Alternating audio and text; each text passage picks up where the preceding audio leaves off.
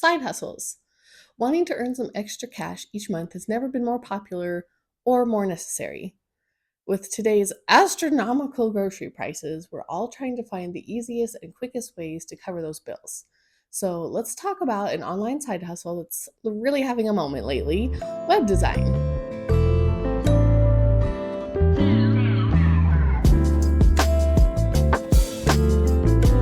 Hey guys, welcome back. If you don't know me, my name is Renita. I'm a website designer who loves teaching people about Squarespace, and I'm the creator behind Gold Standard Design. If you're a creator, blogger, podcaster, or solopreneur looking to dive into the world of Squarespace, I got you. Okay, so web design can look like a lot of different things, from selling Shopify themes and Squarespace templates to working one on one with clients to build out their dream site. Web design has lots of options. I'm not going to get into all of that right now. That's something to cover in another video, but it does bring me to the main thing I want to go through with you, and that's pros and cons. Let's start with the pros. One, you can work any hours you feel like. Whether you choose to work directly with clients or not, you get to choose which hours of the day you actually do the work. This is perfect for fitting in your side hustle before or after your regular job. And some easy ways to get around any time zone issues would be to communicate with your clients via email and videos. I would personally suggest using something like Loom for this. It's perfect for this exact situation, and I use it all the time. Sure, you might need to schedule a few late night or early morning calls with your clients here and there, but 95% of your work can be done whenever. If weekends work better for your schedule, no problem. If you prefer to work into the wee hours of the night, go for it. As long as you're meeting your deadlines for your clients, manage your time however you wish. Number two, the web design industry is in high demand. I've heard quite a few people voice concerns that the web design industry is getting oversaturated and that AI is going to take over all web design anyway, but let me assure you that neither of these are true. 5.5 million new businesses were launched last year in the US, and most of those will need a website. So I can confidently say the web design industry is not oversaturated. Although you may need to work a little more at niching down. And as for AI, yes, it's true that more and more people are using AI tools and AI web builders to make their websites. I actually made a video about Squarespace's AI web builder that you can check out over here or over there. But here's the thing about AI: it doesn't take into account any strategy. Yes, a complete novice can build their own website with a few prompts into AI, and in most cases, it will even come out looking really great. But beautiful websites don't sell things, strategic ones do. AI website builders don't do research on niche competitors or know how to write compelling sales pages or advise on how many top navigation links you should have. By the way, general rule of thumb is no more than 5. But let's be real. Anyone that's used ChatGPT to write anything knows you still need to tweak its output, even with the best of prompts. It just doesn't sound quite human enough, at least not yet. And so this is where human web designers fit in perfectly. 3, you can set your own prices. Being a web designer usually means you're a freelancer, and it often means you're a business owner. So that means you get to structure your pricing however you like. It also means you're free to change those prices whenever you want. Learned a new skill that you can offer your clients? You can choose to increase your prices accordingly. I think this is one of the easiest ways to level up your income, by adding more and more value to your offerings.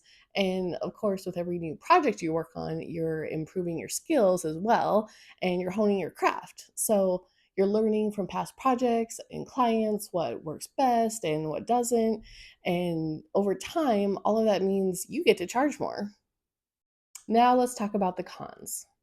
1, to start a web design side hustle, you'll need to have at least basic web design knowledge. Now, I'm not saying you need to be able to code an entire website from the ground up or be a WordPress pro, and no shade if WordPress is your thing.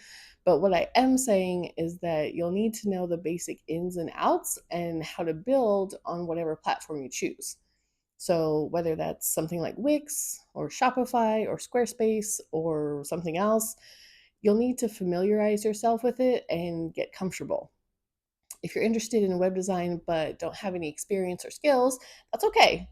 There are plenty of courses out there that can teach you everything you need to know. And if Squarespace is something that tickles your fancy, I recommend checking out Paige Brenton's courses on how to build sites in Squarespace and how to build a web design business if that's something you want. I've linked them below, so feel free to check those out. And no, they're not affiliate links. If you'd rather go the $0 route, I totally get it. There are plenty of videos on YouTube that can teach you the basics of any platform. You'll just have to do probably a little more digging to find everything that you need. If you settled on Squarespace as your platform of choice, but are a little lost on what to put on all your new website pages, you might want to check out my free Squarespace website prep guide. It's got everything you need from how to gather research on your competitors and your industry, to drafting your calls to action, to prompts on how to write your own copy. And as a bonus, I've included a few key design tips to help you craft your own unique website that'll stand out from the crowd. So go check out that link in the description. Con number two is that you'll need to set aside regular time for marketing. Now, I'm not totally sold on if this is a con or if it's just part of the hustle, but regardless, it is a fact that you'll need to market your new web design business in order to get clients. The majority of people I've seen get clients quickly are people who either have like a large social network, like a lot of Facebook friends, or are great at networking, either online or in person. But this isn't the only way to go about it. Personally, I'm an introvert at heart and I don't do so good at the whole networking thing. So I picked a marketing strategy that worked better with my personality, and that was blogging and posting on social media. So, blogging is definitely a strategy that will take more time to see results from, but it's great in the long term because you're building up SEO, you're building up credibility, and you're building a library of material. My very first client actually found me through a Google search, so I can definitely say the strategy works. Just keep in mind you'll need to be consistent with whichever marketing strategy you choose, so just kind of make sure you plan for that. Okay, that was a lot. And you might be thinking, okay, that's great and all, but how much money can I actually earn from this? That's a great question. And while I don't have a firm answer for you, I can show you some examples of what people are making doing web design just a few days a week. Kelly Portelli is averaging $760 a day, working 2 days a week in her design business. Caitlin Deacle makes $1,500 a day doing web design VIP days, and Nadine Charleston is doing $1,200 day rates. I'll link to each of their stories below if you want to read more about that. But I would say that's pretty good money for a side hustle. So, are you interested in web design as a side hustle? Cool. Here are some steps to get started. 1. Build your site. Don't be the web designer without a site. Yeah, okay, technically I've seen people do it, but I don't believe it's a good idea.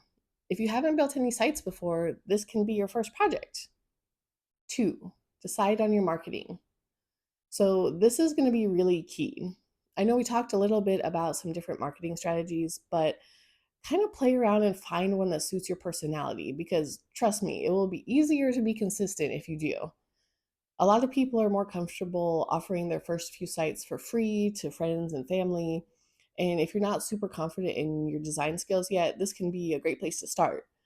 You'll get a few projects to put in your portfolio, and if you do a good job, you'll likely get some referrals too. 3, get your first client. After offering a free website to friends and family, you'll want to start pitching semi established businesses so that you can get some money coming in. And don't forget to ask for testimonials. These are great to include on your own site as social proof to show your clients that you do great work and that you're worth their time and money. You can also partner with other designers. Go ahead and find some Facebook groups and see who has more work than they can handle.